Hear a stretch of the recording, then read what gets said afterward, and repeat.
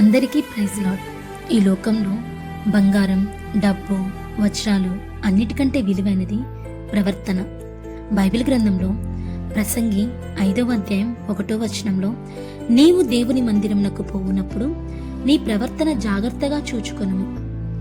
దేవుని బిడ్డలమైన మనం ఆయన మందిరానికి వెళ్ళేటప్పుడు మనం వేసుకునే బట్టల దగ్గర నుండి మన మాటలు, చూపులు, క్రియలు, నడవడిక సమస్తము కూడా దేవునికి అంగీకార యోగ్యముగా ఉండాలి. వస్త్రధారణ ఒకటి, వ్యక్తిత్వం ఒకటి అవ్వకూడదండి. ఆ రెండు వేరు అయినప్పుడు దాన్ని వేషధారణ అంటారు. వేషధారణాన్ని నా దేవుడు క్షమించడు. మన వస్త్రధారణలో మన క్రైస్తవ్యాన్ని చూపించడం చాలా మంచిది. నీవు దేవుని ముందు సరిగ్గా బ్రతకగలిగితే నీ ప్రక్కనున్నవారు, నీ సమాజంలో ఉన్న వారంతా నీకు విరుద్ధంగా మాట్లాడినా కానీ ఆశీర్వదించే దేవుడు ఉన్నాడు, హెచ్చించే దేవుడు ఉన్నాడు.